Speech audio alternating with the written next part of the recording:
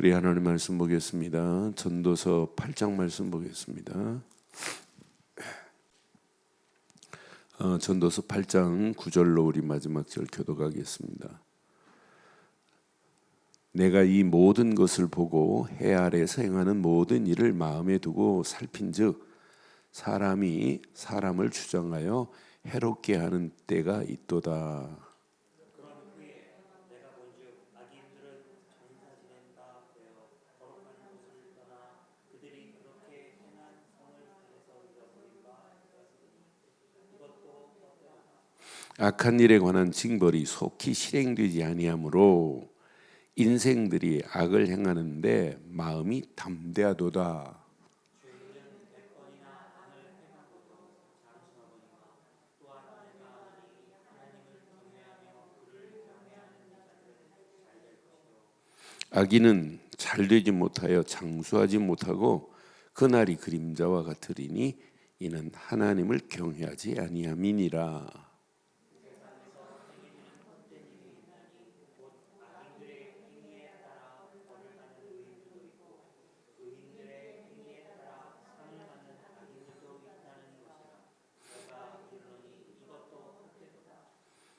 이에 내가 희락을 찬양하노니 이는 사람이 먹고 마시고 즐거워하는 것보다 더 나은 것이 해 아래는 없음이라. 하나님이 사람을 해 아래서 살게 하신 날 동안 수고하는 일 중에 그러한 일이 그와 함께 있을 것이니라.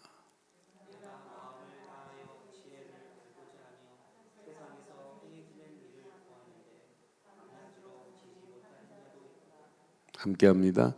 또 내가 하나님의 모든 행사를 살펴보니 해 아래에서 행하는 일을 사람이 능히 알아낼 수 없도다. 사람이 아무리 애써 알아보려고 할지라도 능히 알지 못하나니 비록 지혜자가 아노라 할지라도 능히 알아내지 못하리로다. 아멘. 하나님이 행하시는 것을 우리 인간이 어떻게 헤아릴 수 있겠어요? 그래서 3장 11절에 분명히 얘기했죠. 전도서 3장 11절 기억하시죠? 자, 우리 인생은 그분의 일을 측량할 수가 없어요. 하나님이 모든 것을 지으시되 때를 따라 아름답게 하셨고 또 사람에게는 영혼을 사모하는 마음을 주셨어요. 그러나 하나님이 하시는 일의 시종을 사람으로 측량할 수 없어요. 그러니까 우리는 빨리 눈치채야 돼요. 하나님의 섭리를. 그래서 오늘 맨 마지막 절 보니까 내가 하나님의 모든 행사를 살펴보니 해 아래에서 행하는 일을 사람이 능히 알아낼 수 없도다. 아니, 왕의 자리에서 솔로몬이 모르는 게 뭐 있겠어요? 그 어마어마한 아버지 다윗의 명성을 그대로 받았는데, 다윗이 차지한 모든 걸 솔로몬이 다 가지고 있는데, 다윗 이전에 조공을 바쳤던 나라들에게 조공을 받는 나라가 돼버렸는데, 통일을 시켜버렸는데, 통일 왕국을 끌고 가는 솔로몬이란 말이에요. 아버지 후광을 입고. 근데 하나님의 은혜로 또 여기다 성전도 줘보고, 그것만이 아니라 자기 힘이 있다 보니까 이제 뭐 자기가 원하는 것도 있지만은 사실은 나라하고 연결돼 가지고 공주를 후궁으로 막 준단 말이에요. 그러니까 1000명의 후궁과 첩을 거느려 받고 안 해본 게 없어요. 그런데 다 아무것도 아니더라는 얘기예요. 해 아래 유익한 것이 없더라. 헛되고 했더니 모든 것이 허사로다. 그거 말고는. 그런데 마지막에 깨닫는 거예요. 오늘 이 전도서를 통해서 오늘도 하나님의 섭리와 하나님의 계획을 오늘도 말하는 거예요. 분명히 말하잖아요. 내가 알 수가 없다. 사람이 아무리 애써 알아보려고 할지라도 능히 알지 못하나니. 그래서 비록 지혜자가 아노라 할지라도 능히, 세상에 지혜자 가지고는 안 된다 이 말이에요. 그래서 우리 인생은 빨리 눈치채셔야 돼요. 어떤 문제 와도 저거 문제 아니다. 하나님이 내 뒤에 백그라운드의 주인이 된다면 주인으로 계시면 문제 아니에요. 사건을 봐도 저건 큰일 났다, 망했다가 아니에요. 그 사건 속에 하나님의 숨어 있는 계획이 있어요. 나를 향하여 하나님 메시지 하시고자 하는 비하인드 스토리가 있어요. 하시고자 하는 메시지가 숨어 있어요. 위기가 와도 위기가 아닙니다. 많은 사람들이 위기를 만나면 큰일 났다, 망했다 그러는데 절대로 위기는 기회 중에 기회입니다. 그래서 위기라는 단어를 영어로 크라이시스라고 하는데 그 영영사전 찾아보면 기가 막히게 돼 있어요. 새로운 국면을 맞을 수 있는 찬스다 이렇게 써 있어요. 그러니까 우리 인생이 하나님의 섭리 속에 있다, 하나님의 계획을 알고 있다, 그러면 문제를 만나도 문제가 아닙니다. 오히려 문제 속에 오히려 답이 있고 위기 속에 재창조의 하나님의 역사를 맛볼 수 있는 찬스지. 그러니까 오늘 솔로몬이 기가 막힌 메시지를 지금 하는 거예요. 그런데 문제는 죄를 짓고도 금방 안 망하거든요. 그러니까 하나님 없는 줄 알아요. 저는 이 말씀 확인하면서 자 여기 보니까 10절 11절 보니까 그런 후 내가 본즉 악인들은 장사 지낸 바 되어 거룩한 곳을 떠나 그들이 그렇게 행한 성읍 안에서 잊어버린 바 되었으니 이것도 헛되도다. 11절 한번 확인해 봐요. 시작. 악한 일에 관한 징벌이 속히 실행되지 아니하므로 인생들이 악을 행하는데 마음이 뭐 한다고요? 여러분, 악인과 죄인은 뭐가 다를까요? 오늘 확인해 보면 악인과 죄인이 달라요. 그 다음에 보니까 죄인은 100번이라 악을 행할지라도 장수하거니와 그랬어요. 아니, 죄인은 100번이라도 악을 행할지라도 장수하거니와 또한 내가 아노니 하나님을 경외하여 그를 경외하는 자들은 잘 될 것이요 그랬어요. 악인은 뭐고 죄인은 뭐예요? 오늘은 이런 의미를 가지고 있어요. 악인은 악한 길로 가면서도 무지해서 깨닫지 못하지만 죄인은 시인하는 거예요. 아, 내가 또 잘못했구나. 이게 원의 악인과 죄인을 이렇게 표현했어요. 그러니까 우리 인생이 내가 늘 죄인임을 깨닫고 그리스도가 없으면 안 된다고 하는 이 믿음을 가져야 돼요. 우리에게는 필요한 건 이거밖에 없어요. 근데 악한 자는 하나님도 안 믿지, 하나님의 말씀도 안 믿지, 하나님의 역사를 안 믿어요. 그러니까 악한 것이 쌓이면 망하는 길로 결국은 가는데 금방 안 망하니까 착각하는 거예요. 그래서 11절 한번 잘 봐요. 악한 일에 관한 징벌이 속히 실행되지 아니하므로 인생들이 악을 행하는데 마음이, 그러니까 우리 속담에 가랑비 옷 젖는 줄 모른다고 하죠. 악이 쌓이고 결국 망하는 걸 몰라요. 꼭 이 프랑스에는 개구리 요리가 있어요. 근데 개구리 요리를 살아있는 개구리를 이렇게 그 보이는 유리된 뚜껑에다가 해갖고 밑에서 이제 불을 보게 만들어요. 살살 이렇게 떼요. 물을 뜨거운 물에다가 개구리 넣으면 어떻게 될까요? 네? 뜨거운 물에 개구리를 넣으면 개구리가 팍 튀어나와요. 그런데 미지근한 물에 이렇게 살살 데피면 얘가 몰라요. 점점 뜨거워지는 줄 모르고 그냥 거기서 알 품으려고 그래요. 봄 된 줄 알고. 그러다 죽어버리는 거예요. 이걸 실험하고 나온 단어가 하나가 있어요. 비전 상실 후유증이라고. 우리 인생은 항상 비전을 상실하면 비전 상실 증후군이라고. 그러니까 비전을 상실하면 신앙생활도 그렇고 인생도 그렇고 사업도 그렇고 늘 하루하루가 비전이 있어야 돼. 영적인 비전이. 죄도 마찬가지예요. 이 센서가 작동이 안 되니까 악한 것을 하고도 몰라요. 그래서 저는 오늘 11절 보면서 악한 일에 관하여 징벌이 실행되지 아니함으로 인생이 악을 행하는데 마음이 어떻대요? 이제 무뎌가지고 악인 줄도 구분을 못한다니까요. 이걸 성경은 화인 맞은 양심이라고 하는 거예요. 우리가 늘 영적인 센서가 작동이 돼야 돼요. 뭐 기도하는 것도 중요하고 예배하는 것도 중요하고 신앙생활하는 거 정말 중요한데 영적인 센서가 제대로 작동되어야 이게 선한지 악한지 구분이 돼요. 이게 하나님이 원하시는 건지 내가 원하는 건지. 어떤 사람은 센서가 작동이 안 되고 교회를 열심히 하면서 교회를 하면서도 문제를 일으키는 경우도 있어요.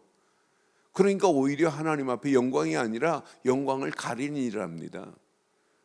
우리가 영적인 센서가 작동이 아니면 불신자가 여러분 볼 때 야, 저 사람 진짜 믿는 사람이야?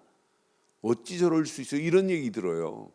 그러나 늘 영적인 센서가 작동돼서 우리에게 하나님이 주신 비전을 상실하면 안 돼요. 날마다 우리 안에서 하나님을 향한 이 어마어마한 축복의 센서가 작동되어야 하나님의 영광을 위하여 성령 인도받는 곳으로 갈 수 있잖아요.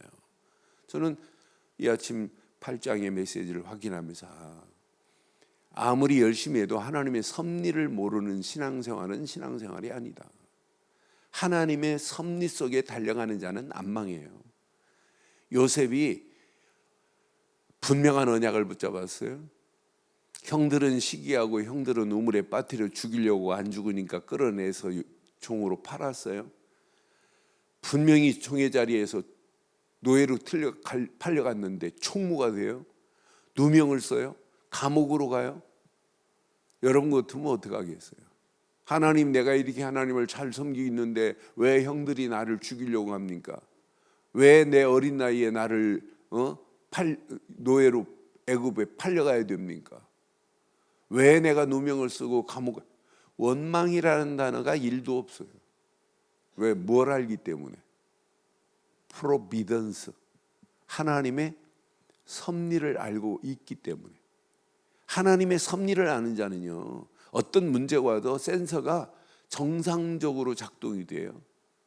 근데 하나님의 섭리를 모르면 하나님의 영적 센서 작동이 불통돼 버린다니까요.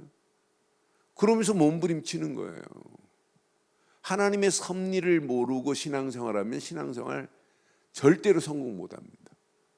그래서 아무리 솔로몬이 다 해봐도 해아래 아무것도 내가 한 게 유익한 게 없다. 하나님을 알지 못하고 어떻게 우리 인생 살 수 있니? 세상의 지혜자, 그 지혜자도 성공할 수 없다는 거예요.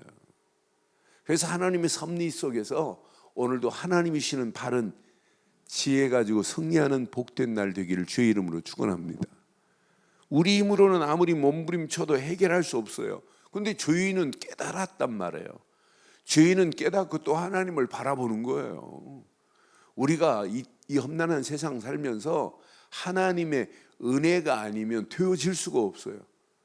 저는 어제 마가복음 10장 13절로 말씀을 확인하면서 맞다, 그렇다. 왜 예수님 앞에 어린아이들을 데려와요? 왜? 예수님의 손이 어린아이들을 만져주시기를 위해서, 예수님의 손이 아이들을 터치하시기를 원해서 아이들을 데려오는데 애들은 가라고 막 꾸짖어 버리잖아요. 그때 예수님께서 의분을 노하시잖아요. 내게 오는 것을 용납하라. 금하지 말라. 왜 내게 오는데 니네들 마음대로 금하니? 이런 어린아이 같은 자가 천국에 들어갈 자다. 그럼 어린아이들처럼 순수해야 되냐? 단순해야 들어간다는 얘기, 그런 얘기가 아니에요. 어린아이는 부모를 의지하지는 안 되고 부모가 없이는 어린아이는 안 돼요. 어린아이 같은 신앙생활, 이게 뭐냐면 우리가 부모를 어린아이가 의지하듯이 하나님만 의지해야 될 줄 확신합니다. 우리 인생은 하나님 빼놓고는 우리 인생 성공할 수 없어요. 어떻게 성공을 해요? 하나님 없는 인생이 무슨 유익합니까? 하나님의 은혜 안에 살아야 되고 하나님과 함께하는 인생이 마지막까지 승리하기 때문에 하나님을 의지하려고 하니까 우리는 뭘 붙잡아야 돼요? 하나님 내가 의지합니다. 그게 답니까? 그럼 하나님이 알아, 너 나 의지하는구나 이래요? 하나님을 의지할 수 있는 통로는 딱 하나밖에 없어요. 하나님의 손이 나를 터치하실 수 있는 자리로 들어가야 돼요. 그게 예수 그리스도 안에 있어야 돼요. 그래서 바울이 빌립보 교회를 향하여 짤막한 4장인데도 불구하고 32번이나 In Christ, in Christ, in Christ 계속 주 안에 있어라, 주 안에 있어라, 주 안에 있어라 그러잖아요. 여러분 오늘 예배당 안에 있는 게 아니에요. 예수 그리스도 안에 시작하시기를 바랍니다. 그래서 우리는 그리스도로 시작하고 그리스도로 진행하고 그리스도로 인생을 끝내버려야 돼요. 왜? 예수를 그리스도로 믿지 않고 어떻게 우리가 구원을 받아요? 예수를 그리스도로 믿지 않고 어떻게 지긋지긋한 함정에서, 지긋지긋한 틀에서, 지긋지긋한 올무에서 어떻게 빠져나와요? 내가 목사고 권사고 장로니까 빠져나온 겁니까? 아니잖아요. 하나입니다. 예수를 그리스도로 믿는 순간에 내 인생 지긋지긋한 저주, 재앙에서, 죄악에서 완전히 벗어나게 된 줄 확신합니다. 이때 하나님을 바라볼 수 있고 이때 하나님의 자녀가 되고 이런 사람만이 하나님을 의지할 수밖에 없어요. 하나님을 의지하고 하는데 하나님이 우리 인생 책임지잖아요. 하나님의 섭리 속에서 하나님의 경륜에 따라 하나님의 예정하신 일을 하나님이 지금도 작정한 대로 실행하고 계시는 줄 확신합니다. 그래서 신앙생활은 하나님의 경륜과 섭리와 작정하심을 깨닫지 못하고는 우리 신앙생활은 아무리 애를 쓰고 노력해봐도 그게 바로 헛겁니다. 솔로몬이 말하는 것처럼 내가 열심히 해도 그게 틀린 거구나.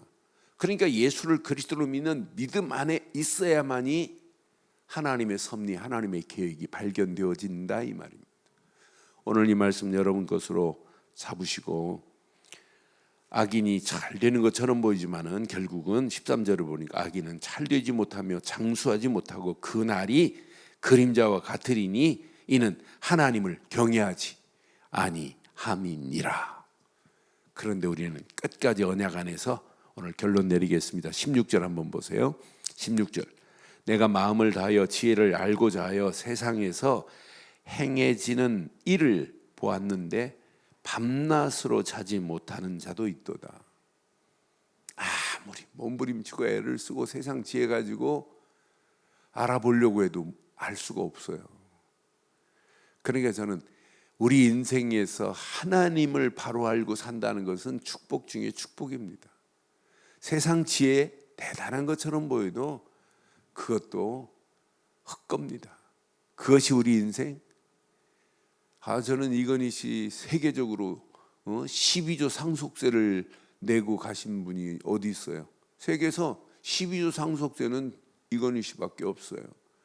그런데 자기가 지금까지 모았던 모든 미술품을 돈으로 사실은 환산이 안 되는 것들이 한두 개가 아니에요. 돈으로 환산이 안 돼요. 그런데 이건희 씨가 가면서 1원이라도 가져가요? 하나도 못 가져가요. 그러니까 이건희 씨 후광을 얻고 대한민국 종교 중에 원불교가 이건희 씨 홍라희 여사 때문에 원불교가 전국에 원불교 시원찮게 개척교회처럼 해놓은 원불교 있나 한번 확인해봐요. 하나도 없어요. 가는 데마다 원불교 안에 들어가 보면 기가 막히게 깨끗해요. 그렇게 망하는 길로 인생 마감하는 거 보세요. 이건희 씨 아버지 이병철 씨도 어느 천주교 신부한테 마지막 30몇 가지를 써서 질문했잖아요. 거기에 하나님을 알고 싶은데 하나님을 알 수 있는 답을 그 신부가 안 줬어요. 만약 여러분에게 이병철 씨가 편지를 써서 내가 이런 부분의 인생에 이런 부분을 하나님에 대해 알고 싶다면 여러분 얼마나 답 줄 수 있잖아요. 근데 오늘날 답을 못 줘요. 저는 그래서 참 무지하다. 그래서 저는 확신합니다. 어떤 환경이 와도 하나님의 섭리 속에 승리하시기를 원하시지요? 하나님의 섭리 속에 살아가셔야 되는 건 맞지요? 하나님의 섭리를 하면 앞으로 다가올 미래가 어떤 상황이 와도 상관없어요. 코로나 팬데믹 상황보다 더 센 100배가 센 것이 찾아와도 관계 nothing, never mind. 아무 관계 없어요.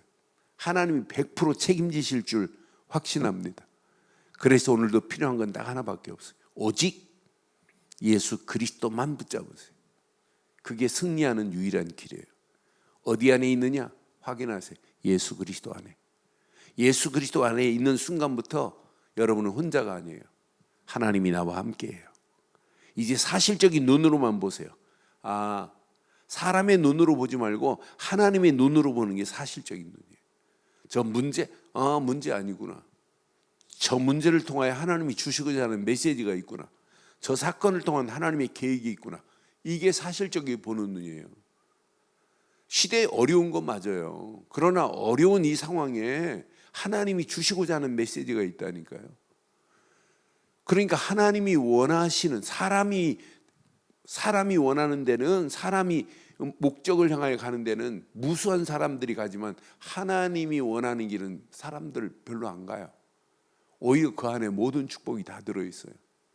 그러니까 그 안에 들어가는데 어마어마한 시너지 효과가 나오고, 그 다른 사람은 위기라는데 그걸 기회로 삼고 가는 발걸음은 반드시 승리하게 될 줄 확신합니다. 그래서 오늘도 이 언약 붙잡고 오직 말씀 안에서 단 한 가지만 하세요. 오직 기도 속으로 들어가시면 성령께서 완벽하게 역사하셔서 내 안에 신앙생활 하면서도 아직도 비전을 상실하고 가면서도 상실한 줄 모르는 증후군이 있다면 오늘 이 아침 치유받는 복 있는 아침 되시기를 주의 이름으로 축원합니다. 전능하신 하나님 은혜 감사합니다. 주신 귀한 메시지가 우리 가슴에 잘 박힌 목과 같이 박혀 예수 그리스도 안에서 오늘도 하나님의 섭리 속에 살아가게 하시고 하나님의 계획을 향하여 내 인생 모든 것을 투자할 수 있도록 인도하옵소서.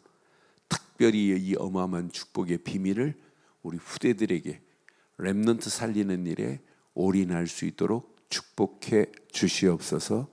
말씀 붙잡고 기도하다 더 큰 하나님의 은혜가 넘치게 하실 줄 확신하오며, 지금은 우리 주 예수 그리스도의 크신 은혜와 하나님의 무한하신 사랑과 성령님의 내주 인도 역사 충만하신 은혜가 예수 그리스도 안에서 언약 붙잡고 기도하는 믿음의 권속들 머리머리 위에, 가정, 사업, 직장, 자녀들 위해 언약 붙잡은 우리 늘 좋은 교회 지금부터 영원토록 함께 있을지어다. 아멘.